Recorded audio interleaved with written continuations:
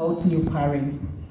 I know you could have like 1,000,001 hopes for your son, but I want you to say a maximum of 2. What you hope for him, and then what is your advice for new parents who are just getting their diagnosis?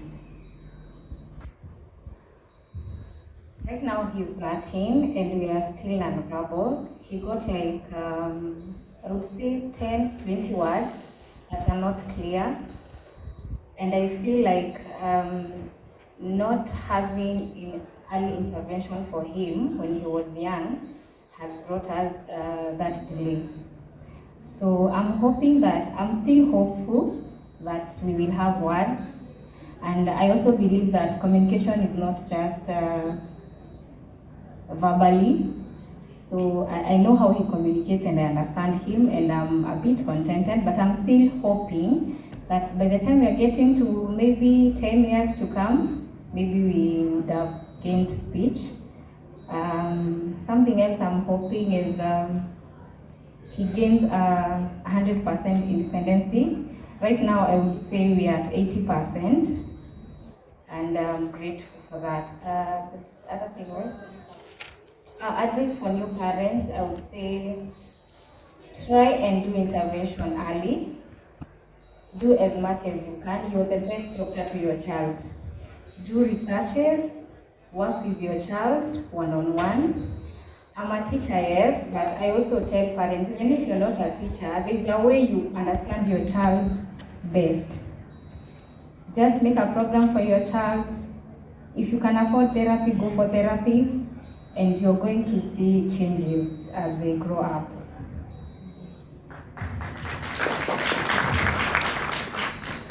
My hope for Taji, okay, Nema, I think, is on her way. She's achieved what she's always dreamed of. That is becoming film production manager. I think she's doing awesome in that field. So yeah, I'm grateful for that. I never thought we'd see that day. So next year you all can come for a graduation party. Bring your dancing shoes. For Taji, we are getting verbal, thanks to a lot of work from his teachers, his therapists. And my hopes and dreams is that one day this God-given skill of his, of just learning and just computing things so quickly, will become useful. I don't know how. I don't know where we land up. I am hoping not to nuclear reactors somewhere or weapons somewhere. But I'm hoping one day that he will be able to use his God-given gift, intellectual gift, for good. Number 2, that boy will run. That boy doesn't run. He hates physical activity, but one day he'll love sports. What I'd tell parents of children, newly diagnosed parents, it's not only your child who needs therapy. You also need therapy.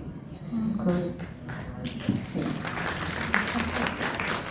there is no way you can give therapy to you. You cannot understand, how do I put it? You cannot pour from an empty cup. You cannot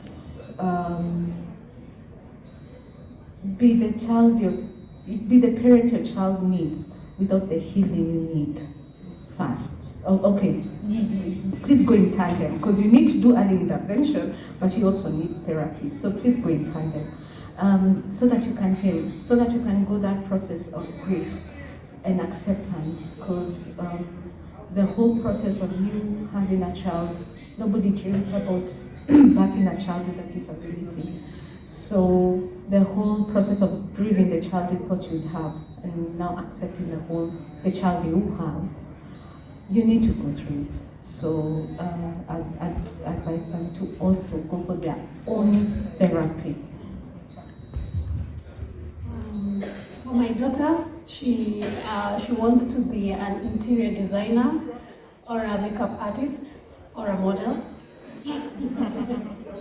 I'm hoping she'll get there with the right. I'm really praying that I'll get the right school for them, for her potential to be, for her to reach her potential. And for my son, what I really pray for is that he could get friends. He doesn't have friends, genuine friends, people who can play with him and hang out. He doesn't have that that warmth of friendship. I really feel bad about that, so I pray that one day, those are my hopes, and that he really loves science, that one day he'll become a scientist or a lawyer, anything. For the new parents, I really talk to the new parents a lot because I really hate to see people groping in the dark the way I did. And everything that Naomi had ever taught me, if someone comes to see me, I teach them. I have parents who have taught those ones. They are those ones who follow through, and they are those ones who don't. Everything I pour out. I don't want to see anyone suffering as I did, because I didn't know what to do. I didn't have any support. I didn't have anyone to talk to until I got into to find friends like this one. So I talk a lot with parents, a lot, especially new parents. But I'll say early intervention works. And then if you don't have money, you don't have money for therapy, don't sit down. Then I was not working. The way Naomi was saying, it was one salary income house. So I was not working because now we have 2 kids. So, and I could not afford therapy. But I could afford what Naomi was, and she was not charging me, she charges. She's not free. She didn't charge me a dime. So why should I take that for granted? You can do it. You can teach your child how you can teach communication. It doesn't have to be word, it doesn't have to be verbal. You can use pictures. We started with pictures. We started with tapping. We started with sharing. What do you call sharing? Time taking. You start down there. I've seen my kids do it. I have seen my children. I'm the one who taught them how to write. It's not in the school. You can do it as a parent. Just believe in yourself. Don't say I don't have money and then you sit. And then there are services like Kisa. They don't even charge for therapies. But now with Kisa, you only get one session per week. So what do you do with the rest of the week? You have to do it as a parent. You have to look at the future of your child and decide, I want to do this. It's not fun not to work and stay at home. It's not fun at all, but it's good when you see the reward of it, when you see your kids growing up and they're able to navigate their surrounding because you stayed home. So don't say I don't have money and just sit. Do something. Reach out. Reach out to parents. Reach out to Jackie. Reach out to anyone. We are ready to help, but just don't sit down and watch your child.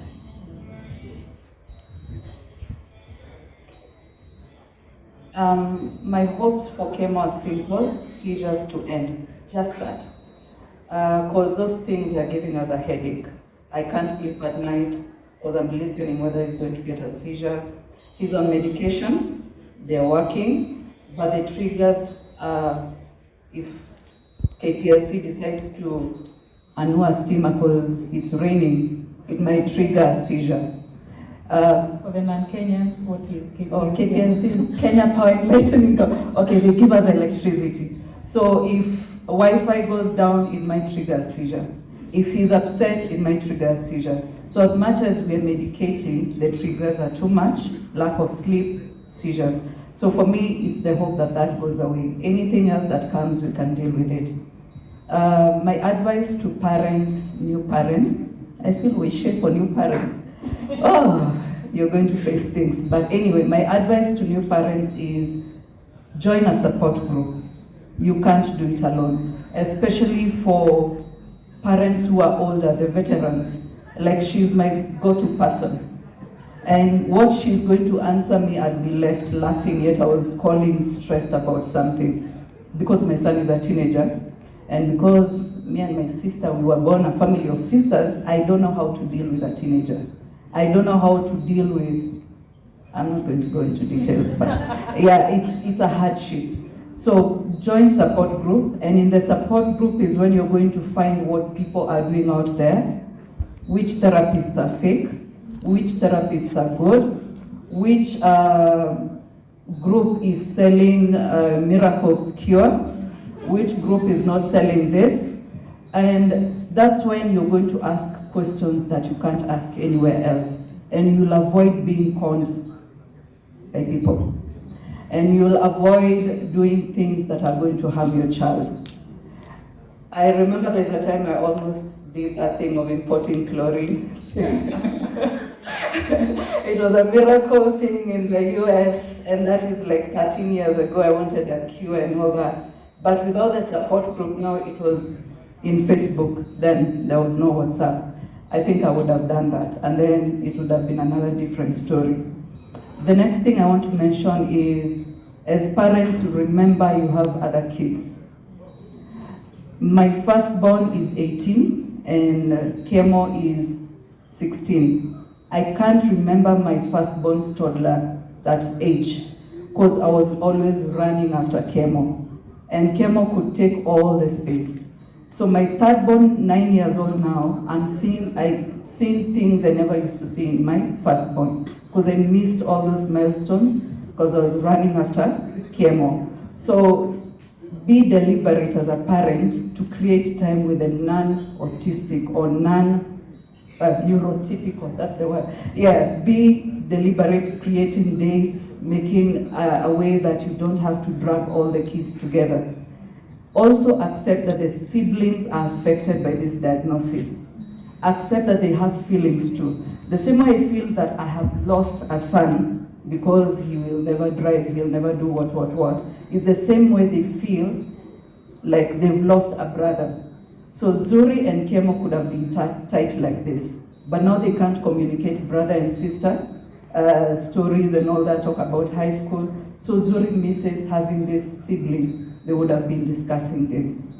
So as much as you're doing therapy for yourself, seek therapy for your kids also, especially in families where there's level 3 autism, and there's aggression, and there's no sleep at night.